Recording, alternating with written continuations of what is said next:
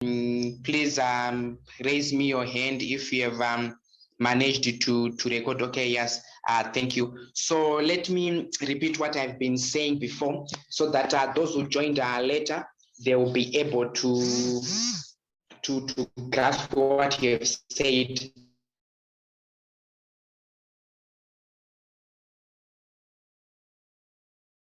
On the earlier audios.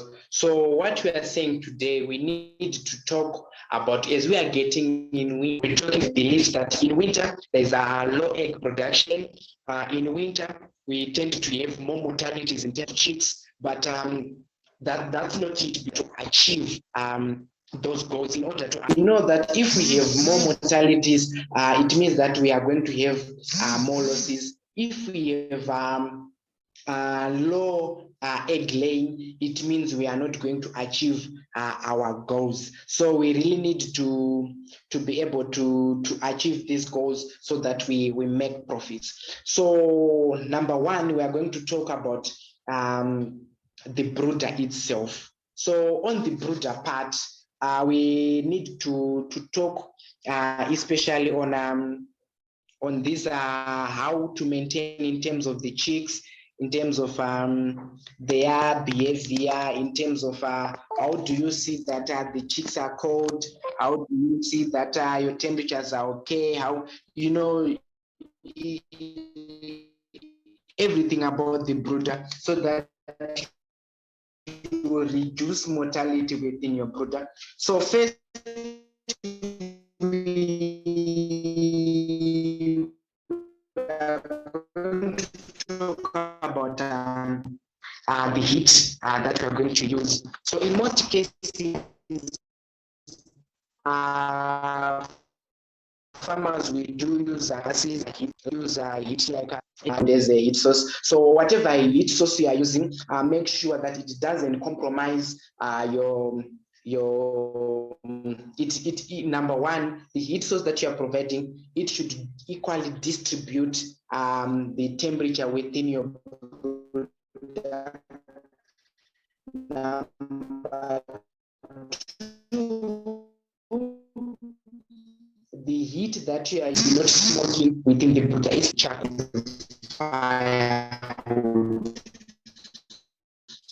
Make sure that it doesn't smoke within your brooder, because we actually kill our best ourselves.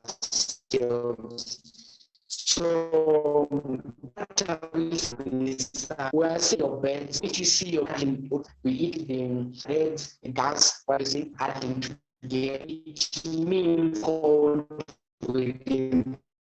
Say the best thermometer for you as a farmer is your yes, suppose I say if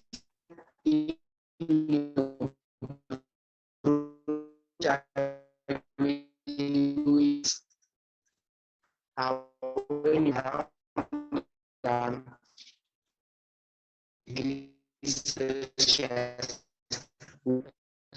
so suppose you put your thermostat on the other. So yes, you're using leadership skills, the sense of feeling, the sense of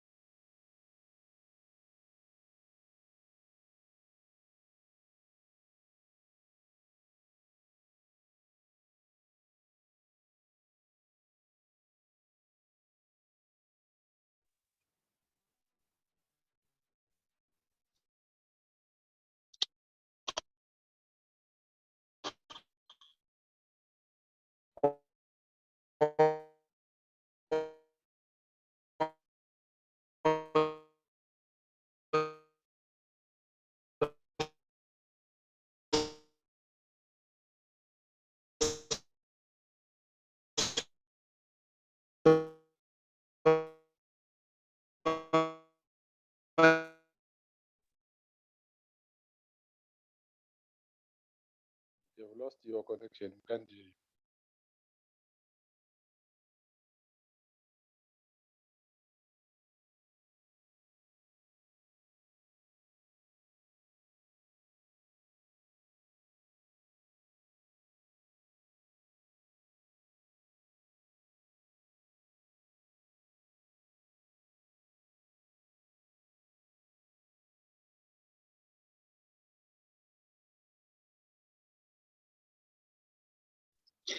Sorry guys, I think I'm having some challenges in terms of my network, but please let's be with me as I'll try to be fast in terms of so that maybe my network is a bit low, but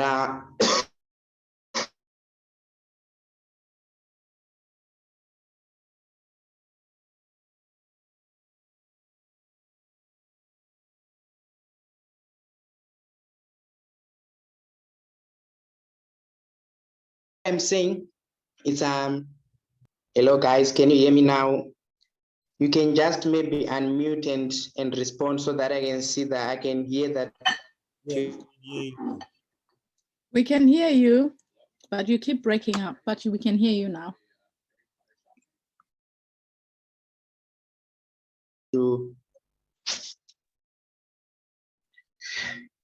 Okay, okay, so thank you if you can hear me. So let me continue like what I was saying.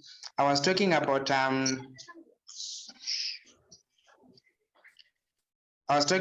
how we can keep our beds warm. So we can keep our beds warm. Can some of those guys, can you please unmute yourselves so that we can hear? Okay, so what I was saying is when you see now your beds are towards each other, it means that they're being cold. So you really need to increase in terms of your heat source. So when your beds are cold, it means that they are not eating, right?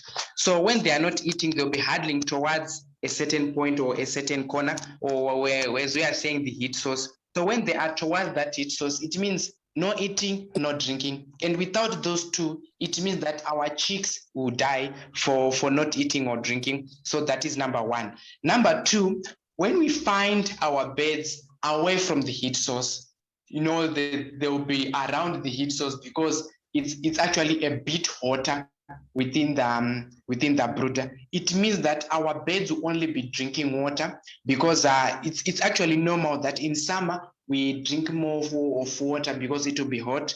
So that's the same concept that you need to understand, that if your beds now drinks more of water, it means they eat less. So if they eat less, our beds won't grow. If they want to grow, poor uniformity, sometimes they die due to hunger. So we really need to also monitor that in terms of how our beds are feeding. So too much heat or too low heat, because someone can just say, I'm in winter, I need to put too much heat, I need to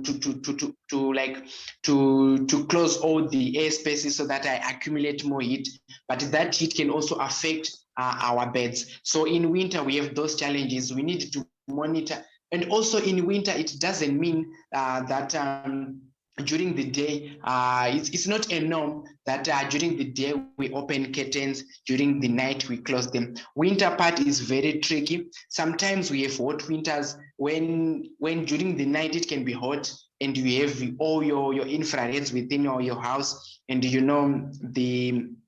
will be a little bit challenging within your brooder. So you also need to check basically your temperature is okay. It doesn't mean, like I said, during the day lower down your curtains. So in winter it's something tricky. You can spend the whole 2 weeks your curtains being raised up because your temperatures are low. So make sure that your curtains are okay. And also I'll talk about the housing part. And also in terms of, we're saying there's what we call another draft. So we talk of high, low temperatures and high temperatures. We also have what we call a draft.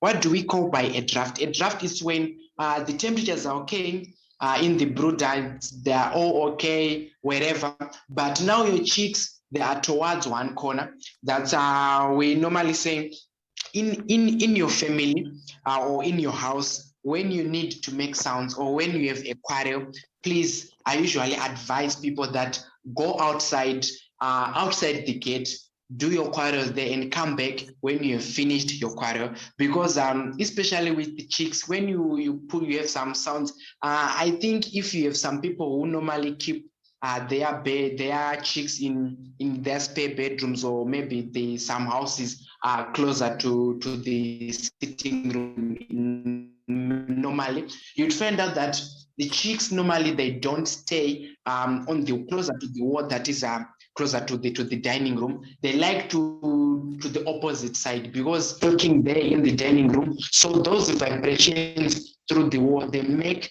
those chicks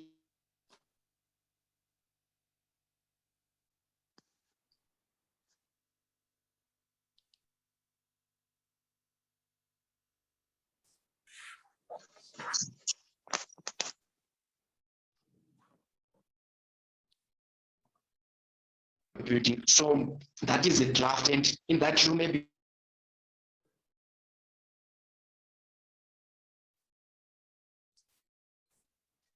So this thing that we are calling a draft, it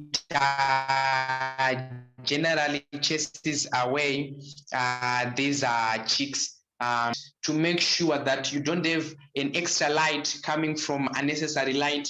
You don't have unnecessary winds, unnecessary heats coming whatsoever angles or sounds that can affect your animals. So that is within the brooder. We need to maintain our temperatures. If our temperatures are above normal or below normal, it means our chicks will die, especially from hunger, because they won't be eating. So another thing that kills our birds in winter is the house itself. Normally, people, we need to build a house, or we need to make a house that is mostly that is built up to the roof, because we need to make sure that the heat that we are producing, it doesn't escape the room. But actually, it's now different from animals. Animals, they really need enough ventilation. So we actually keep our beds mainly in winter, because we deprive our beds from our ventilation. How do we deprive our beds from ventilation? Make sure that, especially in the southeast, in the southern hemisphere, like the countries in the southern hemisphere, you need to build your houses in the east-west orientation. Like the west side should be on the east, and then the east and the west, and then the south and the north, that is the land side. And make sure that the land side should be built not more than 50 centimeters. So by this, what are we saying? We are saying that when we build our house to the knee height, especially that is the 50 centimeters normally, but really we need to make sure that is plus or minus 15 centimeters, 60 centimeters, 40, it's ideal that we give enough ventilation for our animals. If it is hot, we lower our curtains, but if it is cold now, we need to raise our curtains. So it's another issue that when putting our curtains, we don't roll our curtains, we don't open our curtains from the bottom going upwards, because when we open them, like shifting them going upwards, it means we have more of our blowing air getting into our brooders, that sometimes we can have challenges in terms of maintaining to drop our curtains when opening our brooders. So please, you need to take note of this. Drop your curtains when opening your brooders, not the other way around. So now, if you close, especially this is mainly a challenge to those who use things like that smokes like firewood and charcoal, it means now if within your room there's a bit of smoke, it means that that smoke don't have enough ventilation to escape. So your birds they will generally die from that smoke. So you also need to check on that, and it's number one challenge in the winter. So how do you deal with this smoke if you have a challenge of smoke in terms of your charcoal or in terms of your firewood within your brooder?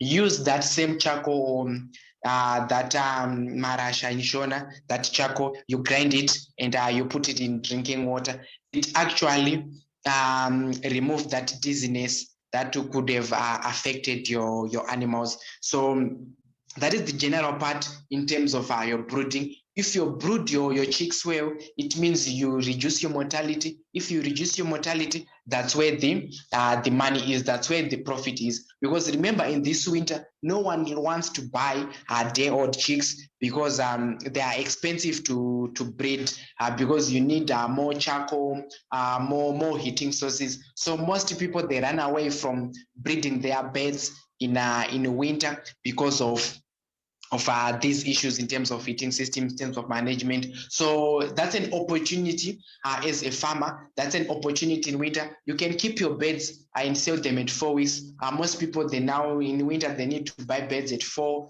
to 8 weeks because they've a low risk of mortality. But you as a farmer now, you can take that risk in your hands and you keep your birds, and you can sell them at a better price in terms of to some profits. So that is it that you can achieve, or that is the advantages that you can get when we are getting in winter in terms of we can maximize our profits. So do we have any questions so far in terms of the brooding system, how to maintain our beds warm and be able to achieve before we have reduced in terms of mortalities within our beds? Do we have any questions that how best can we maintain our beds when they are small so that we don't get more mortalities? Any questions from the floor?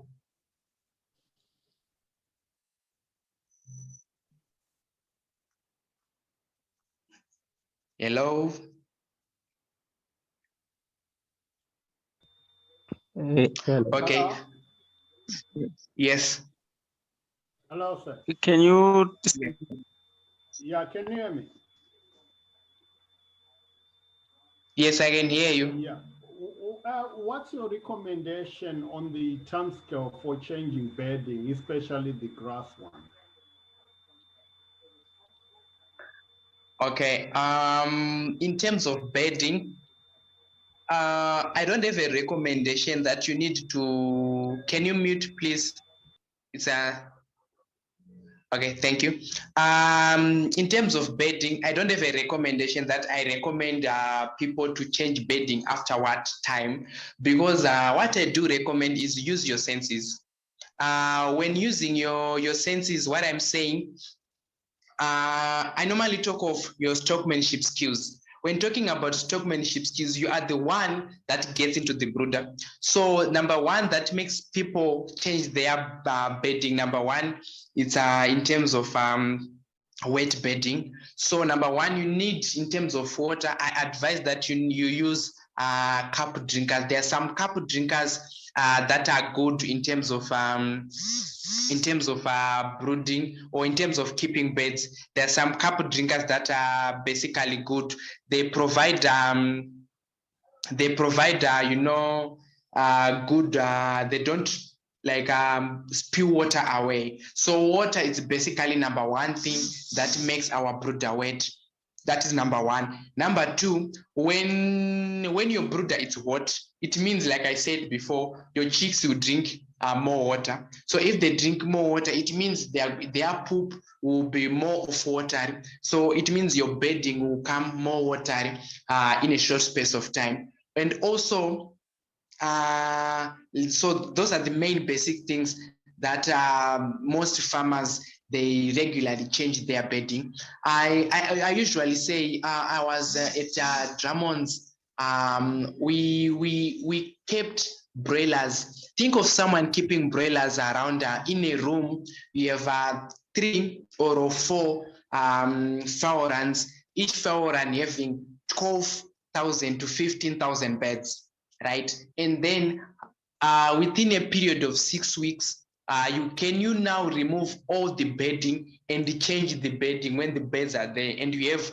all those 4 or 6 fowl runs with 15,000 beds, which is impossible. So how can you achieve that? Not to change bedding. You can only achieve that if you manage your water properly. So definitely you can keep your beds even up to 2, 3, 4, 5 or 6 weeks. Not changing the bedding. You can just top up some bedding, just topping up. So it basically is something that I cannot say you can do this or not do this, but sorry, Anis. It's basically up to the farm. Yes. Sorry, Anis. We have less than a minute now. I think any time from now, Ichakata. So probably just to let everyone know, we can rejoin. Okay. Are you considering to increase my minutes from that side? I've tried to do that, but it's still showing me it's less than a minute for you. So